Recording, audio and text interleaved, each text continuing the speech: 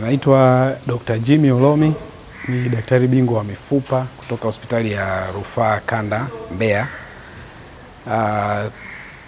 Tunatibu wagonjwa wa aina mbalimbali na asilimia kubwa ya wagonjwa ambao tunaona kuanzia 60% na kuendelea ni wagonjwa ambao wananufaika na mfuko wa bima ya afya NHIF, na kutokana na ubora na umuhimu wa mfuko huu ndio maana tunaona wateja wengi wanakuja kutaka huduma wakiwa ndani ya mfuko huu.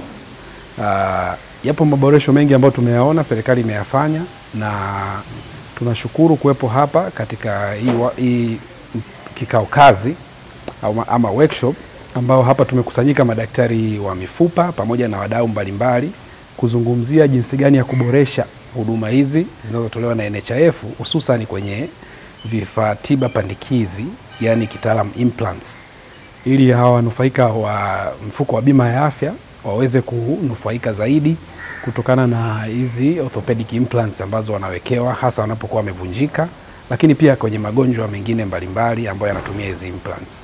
Kwa hiyo ni matumaini yetu tutakuwa na kikao kizuri na tutaweza kupata mwafaka mzuri ili hawa wananchi wanaonufaika na NHIF waweze kupata huduma ambayo ni nzuri zaidi. Wagonjwa wa mifupa ambao tunawatibu ni wengi, wanahitaji vifaa tiba pandikizi.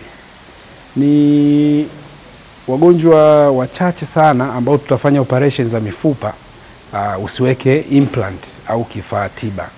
Kwa hiyo ni jambo muhimu sana kuweza kulijadili na kulipatia mwafaka, kwa sababu ni kitu ambacho kinawagusa wateja wengi wa mfuko wa bima ya afya. Wakati mfuko wa taifa wa bima ya afya